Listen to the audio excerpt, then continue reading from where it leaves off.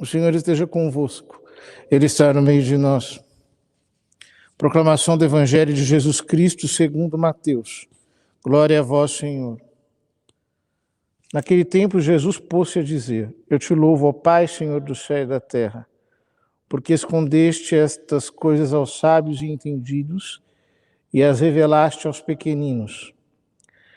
Sim, Pai, porque assim foi do teu agrado. Tudo me foi entregue por meu Pai, e ninguém conhece o Filho senão o Pai. E ninguém conhece o Pai senão o Filho, e aquele a quem o Filho o quiser revelar.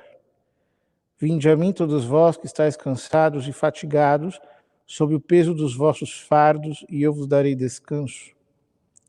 Tomai sobre vós o meu jugo e aprendei de mim, porque sou manso e humilde de coração, e vós encontrareis descanso, pois o meu jugo é suave e o meu fardo é leve.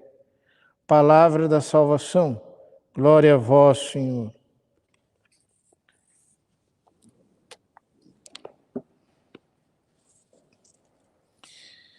Queridos irmãos, nós encerramos hoje a série de discursos que Jesus pronuncia a partir do capítulo 10 de São Mateus, que é chamado de discurso missionário. São as instruções que ele dá aos seus apóstolos, aos seus discípulos, para partirem em missão, com estas palavras tão impressionantes de Jesus. Ele diz, como que num ímpeto de louvor: Eu te louvo, ó Pai, Senhor do céu e da terra, porque escondeste estas coisas aos sábios e entendidos e as revelaste aos pequeninos. Em geral, as pessoas não prestam atenção nessa primeira parte do versículo. Escondeste estas coisas aos sábios e entendidos. Nós frequentemente pensamos na obra da graça como uma obra de revelação. Deus que se mostra. E de fato é assim. Em Cristo, ele se mostrou. Ele se revelou. Ele se apresentou. Ele diz quem é. E, no entanto, o próprio Cristo está louvando o Pai, Senhor do céu e da terra, porque escondeu estas coisas aos sábios e entendidos. Escondeu. Isso é muito sério. Porque o homem tem esse costume de querer, na sua arrogância, emparedar Deus. Em querer colocar Deus como que no ângulo, no canto da parede, em querer de algum modo obrigá-lo. Estes dias, por exemplo, via uma discussão entre um rapaz ateu, mas um ateu muito bobinho, não era alguém assim muito inteligente, não, mas colocou num evento evangélico, para provocar mesmo, colocou uma banquinha dizendo: sou ateu, convença-me do contrário. E aí iam lá alguns irmãos evangélicos e tentavam convencê-lo, mas também eles não tinham muitos argumentos, ele não tinha argumento também. Era uma coisa meio deprimente de se assistir para quem está acostumado com um debate um pouquinho mais refinado. Em todo caso, aquele rapaz, aquele ateu, na sua arrogância intelectual, pensa que irá descobrir alguma coisa, mas cada vez ficará mais confuso, cada dia estará mais em trevas por um único motivo. Se Deus existe mesmo, como de fato ele existe, não é ele que precisa de nós. Somos nós que necessitamos dele. Então, esta ideia de querer colocar Deus contra a parede e de dizer, agora eu quero uma prova, ele vai ter que dizer que ele existe, isso parece ser uma coisa muito interessante, muito legal, muito autêntica, mas é uma verdadeira desgraça. As pessoas que procedem assim não têm vantagem alguma. Elas estão apenas cada vez mais se entregando às trevas, vão ficar cada dia mais cegas, cada dia mais confusas, cada dia mais entregues à sua própria ausência de sentido. E vão achar que a sua ausência de sentido faz algum sentido. E vão ficar cada dia mais desarranjadas nisso, presas nesse labirinto e não vão conseguir sair. E quando elas abrirem os olhos, estarão no inferno. Porque elas não terão descoberto a fé. Porque Deus não tem obrigação de se mostrar ao homem. Isto é uma graça que nós não merecemos. E é uma graça que Deus só concede a quem é pequenino. Como disse Jesus, nós temos que ser como as crianças, nós temos que ser simples, nós temos que ter a simplicidade da fé. Mas alguém pode dizer, então isso significa que a fé deve nos fazer renunciar à razão? Não. Não é isso. O problema é que as verdades de fé transcendem a razão. Não são irracionais. Mas superam muito a razão. E elas só podem brilhar em nós através da graça. A igreja nos ensina que, para que nós possamos chegar à fé, Deus precisa nos dar uma graça atual. E não apenas isso, ele tem que iluminar a nossa inteligência por aquilo que se chama na tradição de lumen gloriae, ou lumen gratiae, a luz da graça, a luz da glória. Ele tem que infundir essa luz para que nós possamos enxergar. Do mesmo jeito que nós podemos ver as coisas, mas se houver uma escuridão, o sol de repente se apagar, ninguém vai enxergar mais nada, porque sem luz ninguém enxerga. Portanto, sem uma luz sobrenatural, nós não podemos crer. Nós não podemos enxergar as verdades da fé. Mas esta luz sobrenatural, Deus não concede a quem é arrogante, a quem é soberbo, a quem é orgulhoso, a quem se acha sábio, a quem se acha entendido, a quem quer colocar Deus contra a parede, a quem quer o tempo todo fazer com que Deus se submeta à sua própria inteligência exígua, quase inexistente. Como estes ateístas que dizem, eu acreditaria em Deus se eu o visse. Mas se você visse Deus, isso significa que Deus seria externo a você. E se Deus fosse externo a você, ele seria uma coisa, ele não seria Deus. Então, o que você chama de Deus nunca existirá. A sua imagem de Deus é uma criancice.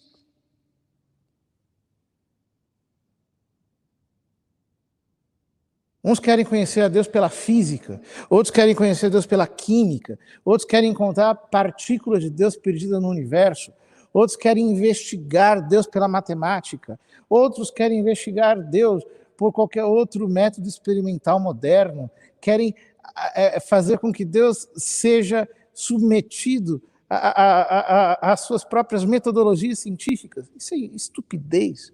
Ele não é uma coisa, ele não é uma super coisa. Deus é, e todas as coisas são nele. Não há como nós o analisarmos desde fora. Isto é simplesmente bobeira, tolice, escondida com uma linguagem aparentemente elevada. Nós não podemos brincar com essas coisas. Isso é muito sério. Porque alguém que fica o tempo todo brincando com isso, vai acabar cegando a sua alma. É como alguém que fica brincando com o seu olho. e fica submetendo seu olho ao fogo, a substâncias químicas ácidas, vai ficar cego uma determinada hora.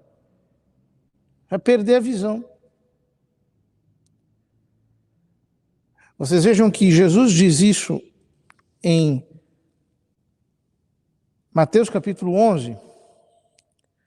Mateus capítulo 12, que nós vamos pular na sequência de leituras dominicais, Jesus fala sobre o pecado do Espírito Santo. Que aqueles que pecam contra o Espírito Santo não serão perdoados nem aqui nem lá. Porque aqueles fariseus chamam-no de Belzebu.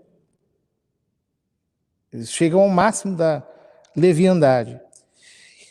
E no Evangelho do próximo domingo, nós chegamos ao capítulo 13 de São Mateus, em que o evangelista diz, citando Jesus, a vós foi dado conhecimento dos mistérios do reino dos céus, mas a eles não é dado. Pois a quem tem, dar-se-lhe-á e terá em abundância, mas a quem não tem, até o que tem lhe será tirado. É por isso que eles falam em parábolas, para que olhando não vejam e ouvindo eles não escutem nem compreendam.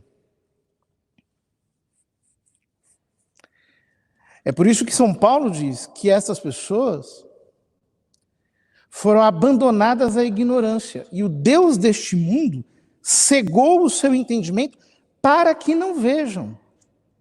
Em Romanos capítulo 11, São Paulo chega a dizer que Deus os abandonou à sua própria cegueira, por causa da dureza do seu coração.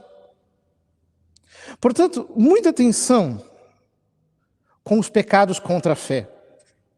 Muita atenção com essas dúvidas que você cultiva no coração, com essas coisas que você lê, com os filmes que você assiste, com os documentários que você ouve por aí, com essas aulas que você tem na sua escola, na sua faculdade, com essas pessoas que parecem ser muito inteligentes, mas na verdade estão cegas. Muito cuidado com tudo isso. Muito cuidado com os pecados contra a fé. Porque se você não se arrepender disso, e não tiver a simplicidade de uma criança que diz, Senhor, eu creio, mas aumenta a minha fé, com a simplicidade de uma criança que ouve aquilo que ensina as Escrituras e a doutrina da igreja, e que vai tentando aprofundar naquilo com docilidade de coração, o que vai acontecer com você é que a graça vai te abandonar. E na hora que a graça te abandonar, você não vai enxergar mais nada. E você vai achar que está tudo bem, porque você está cego. Muito cuidado com esses pecados contra a fé. Eles são os mais perigosos. Porque nós começamos a negar a verdade conhecida como tal, nós começamos a problematizar aquilo que é simples, nós começamos a fazer 1001 conjecturas, e nós entramos em discussões, aí descobrimos um grupo, não sei o que fala sobre isso e aquilo, e já começamos a questionar Jesus e o Evangelho, e a todas as coisas, e não temos equipamento teológico para entender os nossos próprios questionamentos. E o que acontece com esses pecados contra a fé é que eles vão dando lugar a um coração tão arrogante, tão soberbo, tão duro. A pessoa se acha, ela pensa que ela sabe, mas, como diz o livro do Apocalipse, tu pensas que és rico, mas és pobre, cego e nu. Não tens nada. Porque a graça te abandonou. Porque Deus te abandonou. Por causa da tua dureza de coração. Porque você está querendo o tempo todo colocar Deus contra a parede. Dê razão a Cristo. Dê razão ao Evangelho. Tudo me foi entregue por meu Pai, e ninguém conhece o Filho senão o Pai. E ninguém conhece o Pai senão o Filho. E aquele a quem o Filho o quiser revelar. Aquele a quem o Filho o quiser revelar.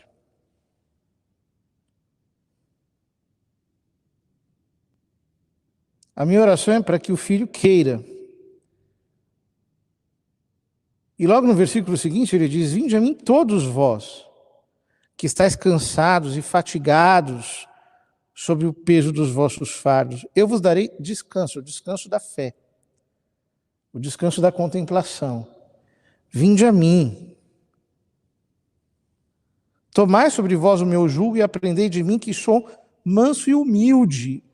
Não se debata com o Salvador.